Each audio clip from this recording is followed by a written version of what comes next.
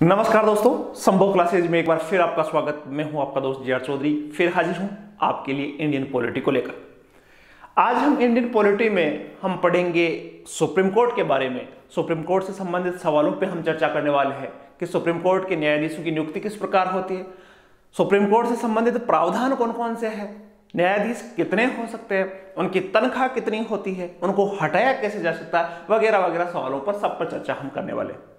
एक अलग वीडियो होगा जिसमें हम सुप्रीम कोर्ट के कार्यों की चर्चा हम करेंगे, वो नेक्स्ट वीडियो होने वाला है। और ये वीडियो है सुप्रीम कोर्ट के स्ट्रक्चर से संबंधित है, काफी इंपॉर्टेंट सरल भाषा का वीडियो है, आसानी से समझ में आएगा और इंपॉर्टेंट भी है। सुप्रीम कोर्ट से सवाल देखने को मिलते रहते हैं, तो फटाफट हम बात करेंगे सुप्रीम कोर्ट की। तो सबसे पहले हम इसका संवैधानिक प्रावधानों की मैं बात करूं कि संवैधानिक प्रावधान क्या क्या है सुप्रीम कोर्ट के, तो इसमें आप ध्यान से देखना कि सुप्रीम कोर्ट के संवैधानिक प्रावधान क्या है।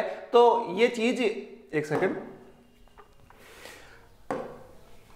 ये चीज आप सबको पता है कि संवैधानिक प्रावधानों के लिए हम पढ़ रहे हैं केंद्र सरकार भाग 5, जो कॉन्स्टिट्यूशन का भाग 5 है, उसमें सुप्रीम कोर्ट का भी जिक्र है। इसके लिए एक अलग अध्याय बना हुआ है, अध्याय 6, और इसके लिए आर्टिकल बने हुए हैं 124 से लेकर 147 तक के जो आर्टिकल है वो सुप्रीम कोर्ट से संबंधित है, जिसमें सुप्रीम कोर्ट के स्ट्रक्चर की बात की गई है, सुप्रीम कोर्ट को स्वतंत्रता कैसे मिलती है उसकी भी बात की गई है, सुप्रीम कोर्ट का अधिकार क्षेत्रों की बात की गई है, सुप्रीम कोर्ट की शक्तियों की बात की गई है 124 से लेकर 147 तक के अनुच्छेद। हम धीरे धीरे इन्हीं अनुच्छेदों से संबंधित जो बातें हैं उनको हम समझने की कोशिश करेंगे आज के वीडियो में।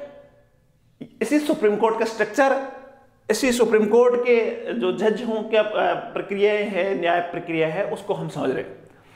तो देखो, वीडियो शानदार रहने वाला, थोड़ा सा आप ध्यान से मनोयोग से इसको समझने की कोशिश करना। बात को हम आगे बढ़ाए तो सबसे पहले आर्टिकल 124(1) की मैं बात करना चाहूंगा। आर्टिकल 124(1) में क्या कहा गया है कि भारतीय संविधान में यह कहा गया है कि देखो, भारत में एक सर्वोच्च न्यायालय होगा, एक सर्वोच्च न्यायालय होगा और साथ ही साथ उसमें एक मुख्य न्यायाधीश होगा और 7 अन्य न्यायाधीश होंगे। जब भारत का संविधान बना था उससे पहले भी मैं बता दूंगा आपको, सुप्रीम कोर्ट का गठन हो गया था 1935 के अधिनियम के द्वारा भारत में सुप्रीम कोर्ट की स्थापना हो गई थी। लेकिन 1935 के अधिनियम में सुप्रीम कोर्ट से भी ऊपर एक न्यायालय होता था जो ब्रिटेन में होता था। लेकिन जब भारत आजाद हुआ तो ब्रिटेन का कनेक्शन खत्म हो गया और उसके बाद में वर्तमान में सुप्रीम कोर्ट भारत का सर्वोच्च न्यायालय है, सबसे ऊपर का न्यायालय। तो उस समय भारत में जब सुप्रीम कोर्ट आजादी के बाद की बात संविधान में लिखा जा रहा था तो आर्टिकल 124(1) में स्पष्ट कहा गया कि भारत में एक सुप्रीम कोर्ट होगा, उसका एक मुख्य न्यायाधीश होगा और 7 अन्य न्यायाधीश होंगे, और ये इनकी संख्या जब संसद नहीं बढ़ाती तब तक इतने रहेंगे, संसद इसकी संख्या बढ़ा सकती है। तो कहने का मतलब एक सवाल बनता है कि शुरुआत में सुप्रीम कोर्ट के जो टोटल न्यायाधीश थे, जब बना था संविधान, देश आजाद हुआ था उस समय की बात है, संविधान बना था उस समय की बात है, तो 8 न्यायाधीश थे, इसमें एक मुख्य न्यायाधीश होता था और 7 अन्य न्यायाधीश होते थे। और वर्तमान स्थिति को उसके धीरे धीरे बढ़ाया गया संसद के द्वारा, और वर्तमान में यह संख्या है 33+1, अर्थात 34, टोटल संख्या 34 है। तो सुप्रीम कोर्ट के न्यायाधीशों की संख्या वर्तमान में 34 है, और यही आर्टिकल 124(1) की बात थी। बात को धीरे धीरे हम आगे बढ़ाए तो हम बात करने वाले हैं सर्वोच्च न्यायालय का स्थान। तो देखो, सर्वोच्च न्यायालय का स्थान से संबंधित है, आप सबको पता है कि सर्वोच्च न्यायालय किस जगह है। तो सर्वोच्च न्यायालय अपने को पता है दिल्ली में है, सबसे पहले जो फोटो दिखी आपको वो दिल्ली में है। तो इसको लिखने की कहां जरूरत पड़ी, तो इसके लिए आपको समझना होगा कि सर्वोच्च न्यायालय का वास्तव में स्थान तो दिल्ली में है, लेकिन चाहे तो दूसरी जगह भी सुनवाई की जा सकती है। समझेंगे इस बात को। देखो, संविधान दिल्ली को सर्वोच्च न्यायालय का स्थान घोषित करता है। संविधान में दिल्ली को स्थान घोषित किया गया है। यह मुख्य न्यायाधीश को अन्य किसी स्थान अथवा एक से अधिक स्थानों पर सर्वोच्च न्यायालय के स्थान के रूप में नियुक्त करने का अधिकार प्रदान करता है। कि जो सुप्रीम कोर्ट का मुख्य न्यायाधीश होता है वो यदि चाहे तो सुप्रीम कोर्ट की अन्य जगह भी सुनवाई कर सकता है। कैसे कर सकता है? वह राष्ट्रपति के अनुमोदन से ही इस संबंध में निर्णय ले सकता है। राष्ट्रपति से पूछेगा कि हमें यहां सुनवाई की जा सकती है क्या, तो वो जैसे आपको मान लो तमिलनाडु में सुनवाई करनी, चेन्नई में सुनवाई करनी, बंबई में सुनवाई करनी है, तो वहां भी वो सुनवाई कर सकता है। ये केवल वैकल्पिक है, अनिवार्य नहीं है कि उसको जगह चेंज करनी ही पड़ेगी। इसका अर्थ ये हुआ कि कोई भी अदालत राष्ट्रपति या मुख्य न्यायाधीश को सर्वोच्च न्यायालय के किसी अन्य स्थान पर नियुक्ति करने के लिए कोई निर्देश नहीं दे सकती। कोई कोर्ट ये नहीं कह सकता कि बंबई में सुप्रीम कोर्ट को ले जाना ही ले जाना। यदि सुप्रीम कोर्ट के मुख्य न्यायाधीश और राष्ट्रपति चाहे तो मुंबई में उसकी सुनवाई के लिए अस्थायी तौर पर जा सकते हैं। तो स्थान वैसे दिल्ली है, कोई खास बात नहीं है इसमें, पोस्ट भी नहीं है। न्यायाधीशों की नियुक्ति प्रक्रिया को समझेंगे कि न्यायाधीशों की नियुक्ति किस प्रकार होती है। जो सुप्रीम कोर्ट के न्यायाधीश होते हैं 33+1 की मैं बात कर रहा हूं, तो 33+1 में देखो, सर्वोच्च न्यायालय के न्यायाधीशों की नियुक्ति राष्ट्रपति द्वारा की जाती है। किसके द्वारा होती है? राष्ट्रपति के द्वारा नियुक्ति होती है। यदि राष्ट्रपति आवश्यक समझता है तो मुख्य न्यायाधीश की नियुक्ति के लिए सर्वोच्च न्यायालय और उच्च न्यायालयों के न्यायाधीशों की सलाह ली जाती है। देखो, जब भी मुख्य न्यायाधीश की नियुक्ति होती है तो मुख्य न्यायाधीशों की नियुक्ति के मामले में प्रावधान बना हुआ है, यह नियम बना हुआ है कि वो सुप्रीम कोर्ट के अन्य न्यायाधीश प्लस उच्च न्यायालय के न्यायाधीशों से भी सलाह लेकर मुख्य न्यायाधीश की नियुक्ति करता है। अब देखो, इसको हम समझेंगे। अन्य न्यायाधीशों की नियुक्ति के मामले में कहा गया कि उसका नियुक्ति जो होगी वो मुख्य न्यायाधीश और सर्वोच्च न्यायालय और उच्च न्यायालय के ऐसे अन्य न्यायाधीशों के साथ परामर्श के बाद नियुक्ति किया जाएगा यदि वह आवश्यक समझता है। मुख्य न्यायाधीशों के अतिरिक्त किसी अन्य न्यायाधीश की नियुक्ति के मामले में मुख्य न्यायाधीश के साथ परामर्श करना अनिवार्य है। देखो, सीधी सी कहानी है कि मुख्य न्यायाधीश की नियुक्ति अन्य न्यायाधीशों की सलाह से, यदि राष्ट्रपति चाहे तो उच्च न्यायालय के न्यायाधीशों की सलाह से सीजीआई बनता है बात। अन्य न्यायाधीशों के मामले में यह प्रावधान है कि वो मुख्य न्यायाधीश की सलाह अनिवार्य होगी। मुख्य न्यायाधीश से पूछकर अन्य न्यायाधीशों की नियुक्ति करेगा राष्ट्रपति। लेकिन कुछ देखो, कई बार गड़बड़ भी हुआ। वर्ष 1950 से लेकर 1973 तक मुख्य न्यायाधीश की नियुक्ति सर्वोच्च न्यायालय के वरिष्ठतम न्यायाधीश को भारत का मुख्य न्यायाधीश बनाने होता था। 1950 से सबसे सुविधा बढ़ा, 1973 तक सब कुछ ठीक चलता रहा। मुख्य न्यायाधीश वही बनता था जो सबसे सीनियर होता था, उसको मुख्य न्यायाधीश बनाया जाता था। लेकिन 1973 में क्या हुआ? इस परंपरा का उल्लंघन किया गया और जब 3 वरिष्ठ न्यायाधीशों को छोड़कर ए.एन. रे जो थे उनको भारत का मुख्य न्यायाधीश बनाया गया। इंदिरा गांधी उस समय थी, तो ए.एन. रे को 1973 में उससे सीनियर जो जज थे उनको छोड़ दिया गया। 4थे नंबर के थे ए.एन. रे, 3 को छोड़ा गया और 4थे नंबर वाले को मुख्य न्यायाधीश बना दिया गया। तो यहां उस परंपरा का उल्लंघन भी हुआ।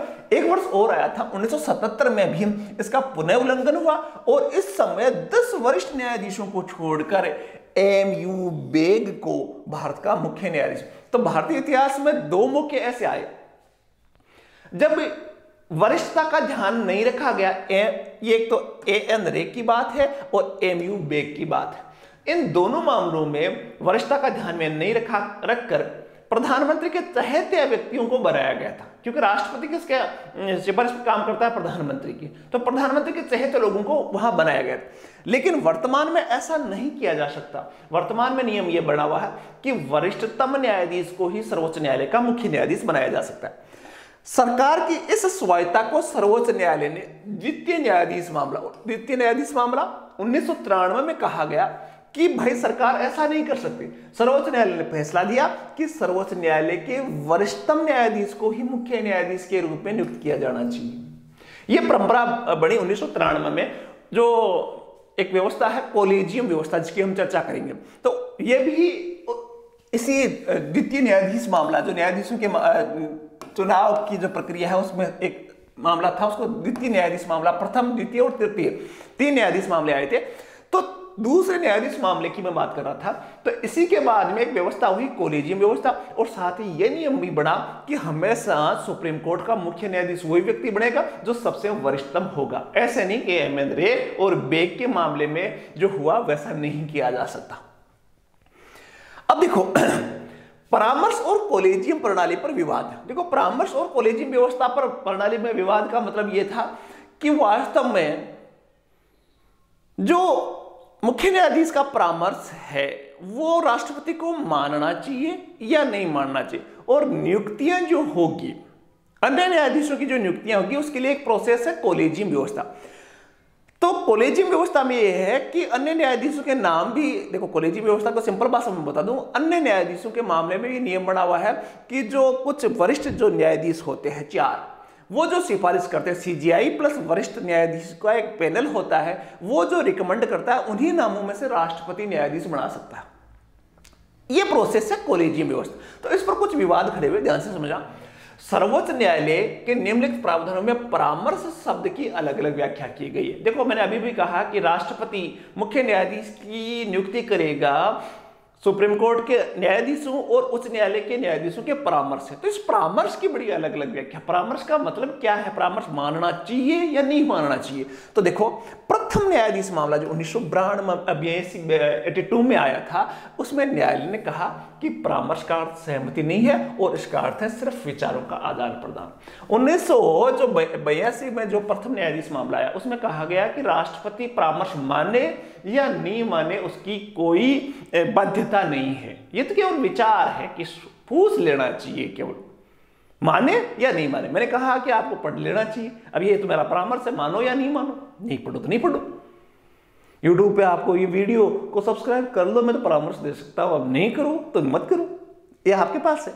तो ऐसा ही 1982 वाले मामले में आया, जो प्रथम न्यायाधीश मामला था, उसमें कहा गया परामर्श एक आदान प्रदान करता है विचारों का, इससे ज्यादा कुछ नहीं, अर्थात राष्ट्रपति को परामर्श मानने की बाध्यता नहीं। लेकिन द्वितीय न्यायाधीश मामला जो 1993 में आया, उसमें कहा गया कि वो तृतीय मामला 1998 में आएगा, अभी जिक्र आएगा। दूसरा न्यायाधीश मामले में न्यायालय ने कहा कि भाई परामर्श का अर्थ सहमति के रूप में परिवर्तित कर दिया, कि परामर्श का मतलब यह है कि सुप्रीम कोर्ट के मुख्य न्यायाधीश की सहमति आवश्यक ही आवश्यक है अन्य न्यायाधीशों के मामले में। ठीक है, दोनों में चेंजेस हुआ। अब देखो, तीसरा जो न्यायाधीश मामला आया 1998, तो उसमें न्यायालय ने कहा कि भारत के मुख्य न्यायाधीश द्वारा अपनाई जाने वाली परामर्श प्रक्रिया के लिए न्यायाधीशों की सम्मिलित परामर्श की आवश्यकता होती है। देखो, तीसरा जो न्यायाधीश मामला आया 1998 में, इसमें कहा गया कि अन्य न्यायाधीशों के मामले में मुख्य न्यायाधीश का परामर्श तो होगा ही होगा, साथ में अन्य न्यायाधीश जो वरिष्ठ न्यायाधीश है जो 4, तो उनसे भी परामर्श लेना जरूरी होगा। तो यहीं से तो देखा जाए तो कॉलेजियम व्यवस्था देख सकते हो आप कि भाई एक वरिष्ठ जो मुख्य न्यायाधीश है और 4 वरिष्ठ न्यायाधीश जो नाम रिकमेंड करेंगे, राष्ट्रपति की बाध्यता होगी कि वो उन्हीं में से अन्य न्यायाधीशों की नियुक्ति करें। मुख्य न्यायाधीश की एकमात्र राय परामर्श प्रक्रिया का गठन नहीं करती है, उन्हें उच्चतम न्यायालय के 4 वरिष्ठतम न्यायाधीशों की एक कॉलेजियम से, इसी को बोलते हैं कॉलेजियम, जो 4 न्यायाधीश जो होते हैं वो होते हैं कॉलेजियम प्लस एक मुख्य न्यायाधीश, इनकी सलाह से ही परामर्श करना चाहिए। यदि 2 न्यायाधीश भी विपरीत राय देते हैं तो उसे सरकार को नियुक्ति की सिफारिश नहीं भेजनी चाहिए। देखो, 4 ये प्रोसेस बनाया गया 1998 में कि भाई 4 अन्य न्यायाधीश, मुख्य न्यायाधीश नाम रिकमेंड करेंगे, उन्हीं में से राष्ट्रपति को चुनना होता है अन्य न्यायाधीशों के मामले में। लेकिन यह भी कहा गया कि 4 में से यदि 2 भी किसी जज का विरोध करेंगे, नियुक्ति का विरोध करेंगे, तो उसका नाम सरकार को सिफारिश के लिए नहीं भेजा जाएगा और उसका नाम न्यायाधीश के रूप में चयन नहीं होगा। यह है कॉलेजियम व्यवस्था। देखो, अभी बड़ा तगड़ा विवाद आया था, संविधान संशोधन आया था 99वां, जिसमें सरकार ने 99वां संविधान संशोधन पारित किया, जिसमें राष्ट्रीय न्यायिक नियुक्ति आयोग का गठन किया गया था, राष्ट्रीय न्यायिक नियुक्ति आयोग का, जिसमें सरकार ने कहा गया कि यार ये जज आपस में बैठ के जजों की नियुक्ति करते हैं, कॉलेजियम जो व्यवस्था है वो सही नहीं है, इसमें राजनेताओं का भी भाग लेना चाहिए, विपक्ष का नेता है, विधि मंत्री, कानून मंत्री है, उनको भी एक पैनल बनाकर न्यायाधीशों की नियुक्ति की प्रोसेस स्टार्ट की थी 99वां संविधान संशोधन। लेकिन सुप्रीम कोर्ट ने इसको अवैध घोषित कर दिया और वर्तमान में यही कॉलेजियम व्यवस्था चल रही है, अर्थात जजों की नियुक्ति जज ही करते हैं, इसके अलावा कोई ऑप्शन नहीं है। अदालत ने माना कि परामर्श प्रक्रिया के मानदंडों और आवश्यकताओं को अनुपालना किए बिना भारत के मुख्य न्यायाधीश द्वारा की गई सिफारिश सरकार के लिए बाध्यकारी नहीं है। यदि यह भी कहा गया कि यदि सुप्रीम कोर्ट का मुख्य न्यायाधीश अकेला ही सिफारिश देता है तो वहां राष्ट्रपति को वो परामर्श मानना बाध्य नहीं है। लेकिन जब सुप्रीम कोर्ट का मुख्य न्यायाधीश 4 अन्य न्यायाधीशों का जो कॉलेजियम होगा, उसकी सिफारिश राष्ट्रपति को माननी ही पड़ेगी। अब देखो न्यायाधीशों की योग्यता क्या होनी चाहिए, न्यायाधीश किस किस कौन कौन से उसमें योग्यता होनी चाहिए। तो देखो योग्यता क्या होनी चाहिए, वो भारत का नागरिक होना चाहिए, सब पोस्टों पे है भारत का नागरिक हो वो। दूसरा, उसे कम से कम 5 वर्षों के लिए किसी उच्च न्यायालय का न्यायाधीश रहा हो, या उत्तरोत्तर 1 से अधिक न्यायालय, मतलब 5 साल तक वो उच्च न्यायालय का न्यायाधीश रहा हो, या यूं कहो या उत्तरोत्तर 1 से अधिक न्यायालय, 5 साल, 2 साल इसमें, 2 साल इसमें, 2 साल इसमें, टोटल 5 साल या 5 साल से ज्यादा वो जज रह चुका हो, वो सुप्रीम कोर्ट का न्यायाधीश बन सकता है। या उसे 10 वर्ष के लिए उच्च न्यायालय या उत्तरोत्तर 1 से अधिक उच्च न्यायालय का अधिवक्ता होना चाहिए, या फिर 10 साल तक वो उच्च न्यायालय में अधिवक्ता का काम किया हुआ होना चाहिए। तो 3 योग्यताएं, भारत का नागरिक हो, 5 साल से ज्यादा तक हाईकोर्ट का जज रह चुका हो, या 10 साल तक अधिवक्ता रह चुका हो उच्च न्यायालय में, और साथ ही राष्ट्रपति की नजर में वो एक प्रतिष्ठित न्यायवादी होना चाहिए, अर्थात न्याय व्यवस्था का जानकार होना चाहिए, और सर्वोच्च न्यायालय के न्यायाधीश के रूप में नियुक्ति के लिए संविधान की न्यूनतम आयु निर्धारित नहीं की गई। साथ ही कॉलेजियम द्वारा रिकमेंड होना चाहिए। तो 4 योग्यता है, भारत का नागरिक होना चाहिए, 5 साल तक हाईकोर्ट का जज रह चुका होना चाहिए, 10 साल या अधिवक्ता रहा हो, और साथ ही राष्ट्रपति की नजर में वो न्याय का जानकार होना चाहिए, और कॉलेजियम व्यवस्था द्वारा रिकमेंडर होना चाहिए। तो ये 5 योग्यताएं जहां पूरी होती है, तब वो न्यायाधीश के रूप में सुप्रीम कोर्ट का न्यायाधीश चयन हो सकता है, सुप्रीम कोर्ट का जो है न्यायाधीश है वो बन सकता है। न्यायाधीशों का कार्यकाल कितना होता है? देखो न्यायाधीशों का कार्यकाल की मैं बात करूं तो न्यायाधीशों का कार्यकाल कोई निश्चित नहीं है भाई कितने साल तक सुप्रीम कोर्ट में न्यायाधीश रहेगा। संविधान में सर्वोच्च न्यायालय के न्यायाधीशों का कार्यकाल तय नहीं किया गया। हालांकि इस संबंध में कुछ बातें जरूर है, लेकिन ऐसे नहीं है कि 5 साल रहेगा, 8 साल रहेगा, 10 साल, ऐसा कुछ नहीं है। यह कहा गया कि वह 65 वर्ष की आयु तक पदासीन रह सकता है, कि कोई भी सुप्रीम कोर्ट का न्यायाधीश होता है जब उसकी खुद की उम्र 65 साल होती है तब तक वो न्यायाधीश रह सकता है। इंपॉर्टेंट चीज है। उसके मामले में किसी प्रश्न के उठने पर संसद द्वारा स्थापित संस्था उसका निर्धारण करेगी, और संसद समय समय पर चेंज भी कर सकती है, 62, 65, 66 जो भी करना चाहे कर सकती है। वह राष्ट्रपति को लिखित त्याग पत्र भी दे सकता है, पद त्याग कर सकता है राष्ट्रपति को लिखकर, और संसद की सिफारिश पर राष्ट्रपति उसे हटा भी सकता है। 2-3 तरीके हैं भाई, 65 साल पूरी हो गई, रिटायरमेंट हो गया उसका, खुद छोड़ना चाहे, पहले ही हार जाए मान लो तो छोड़ सकता है, या फिर महाभियोग की प्रक्रिया द्वारा उसको राष्ट्रपति हटा भी सकता है। 3 प्रोसेस है। चर्चाएं हम करेंगे कि राष्ट्रपति को अपदस्थ करना, अर्थात राष्ट्रपति का जो महाभियोग प्रक्रिया है वो क्या होती है। ध्यान से सुनना, राष्ट्रपति के आदेश से सर्वोच्च न्यायालय के न्यायाधीशों को पद से हटाया जा सकता है। राष्ट्रपति आदेश देता है तब हटाया जाता है, लेकिन हटाने राष्ट्रपति सीधा आदेश नहीं दे सकता।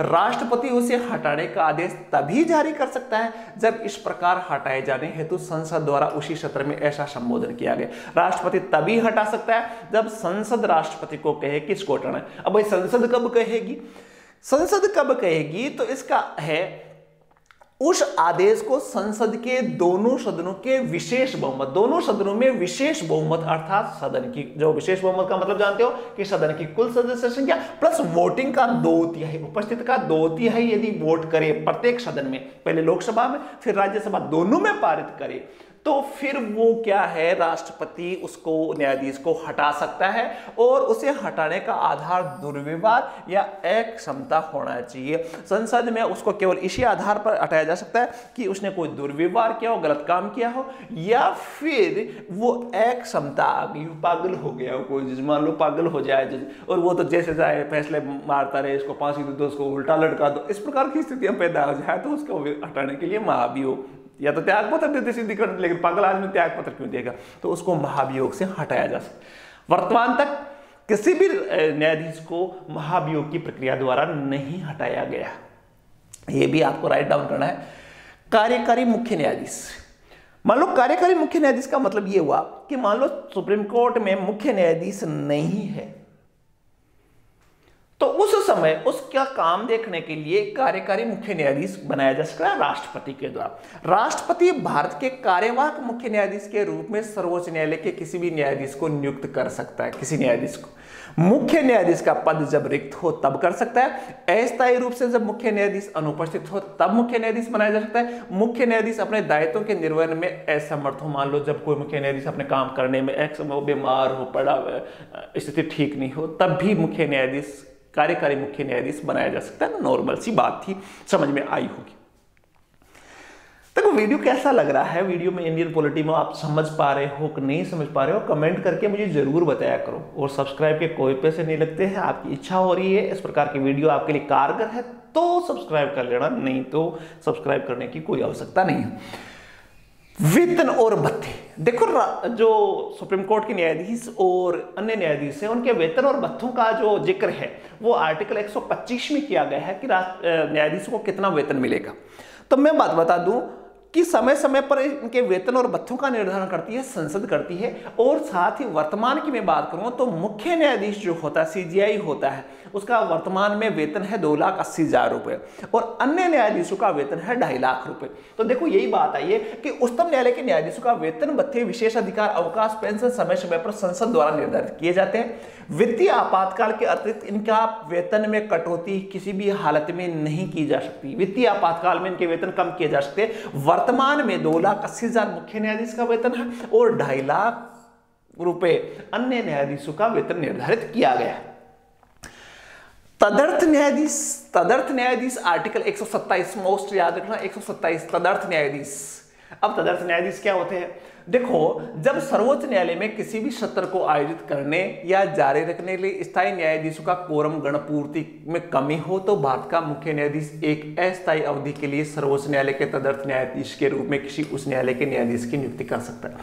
देखो भाई, सीधी सी कहानी है, मान लो ऐसी स्थितियां पैदा हो जाए, सुप्रीम कोर्ट में निर्धारित किया गया है कि यार अलग अलग बेंचें होती है, जैसे संविधान से संबंधित कोई निर्णय करना है तो 5 जजों की बेंच होगी। और मान लो कभी ऐसी स्थिति आ गई कि 5 जज उपलब्धि नहीं हो, तब क्या किया जाता है? तब तदर्थ न्यायाधीशों की नियुक्ति की जाती है। मान लो कोई बेंच है जिसमें 11 जज आवश्यक है, अब उस समय सुप्रीम कोर्ट में 10 ही जज है मान लो, तो ऐसी स्थिति में सुप्रीम कोर्ट का जो मुख्य न्यायाधीश होता है उस स्थिति में उच्च न्यायालय के न्यायाधीश को कुछ समय के लिए तदर्थ न्यायाधीश घोषित करता है सुप्रीम कोर्ट के लिए। अर्थात उच्च न्यायालय का न्यायाधीश सुप्रीम कोर्ट में बैठ सकता है, न्याय निर्णय या पीठ में भाग ले सकता है। इसी को, ऐसे जजों को बोलते हैं तदर्थ न्यायाधीश, जो आर्टिकल 127 में।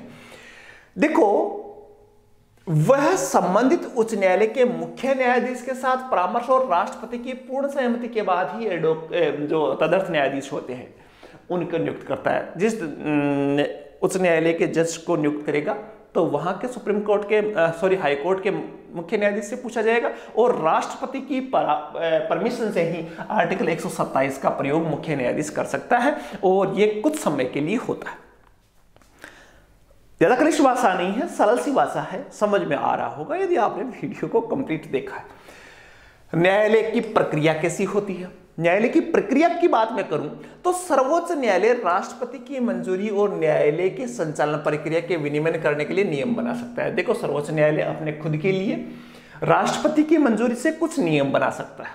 जो नियम होते हैं वो वेतन भत्तों से संबंधित संसद बनाती है, हटाने की प्रक्रिया संसद में होती है, लेकिन खुद के दैनिक कार्यों से संबंधित जो नियम कायदे बनाता है वो सर्वोच्च न्यायालय बनाता है राष्ट्रपति की परमिशन से।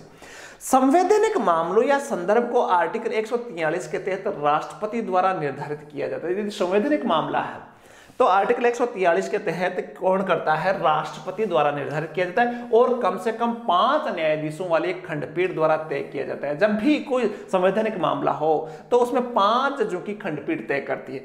अन्य सभी मामलों में आमतौर पर 3 न्यायाधीशों वाली पीठ निर्धारित कर देती है, तय किए जाते हैं। ये निर्णय खुले न्यायालय द्वारा किए जाते हैं, इसमें लोग बैठ सकते हैं। सभी निर्णय बहुमत से किए जाते हैं। लेकिन देखो, सुप्रीम कोर्ट में है कि संविधान से संबंधित को गंभीर प्रश्न है तो मिनिमम 5 जजों की एक पीठ होगी। अन्य मामलों में 3 जजों की एक पीठ होगी। खुले में न्याय निर्णय होगा और साथ ही साथ जो जज सहमत नहीं है किसी मुद्दे पर तो वो अपना विचार या असहमति निर्णय राय दे सकता है, लिख कर दे सकता है कि मैं इसलिए इससे संतुष्टि नहीं हूं। तो ये थे देखो आपके सुप्रीम कोर्ट की बेसिक जानकारी। अगले वीडियो में हम बात करेंगे सुप्रीम कोर्ट के काम, सुप्रीम कोर्ट की शक्तियां, सुप्रीम कोर्ट के क्षेत्राधिकार, तो उसकी बात करेंगे। तो वो होगा नेक्स्ट वीडियो। और नेक्स्ट वीडियो यदि आपको प्राप्त सबसे पहले करना है तो जल्दी से सब्सक्राइब करके बेल आइकन जो बना हुआ है उसमें ऑल सेलेक्ट कर लेना। आपके पास मैसेज आएगा जब भी मेरा अगला वीडियो होगा।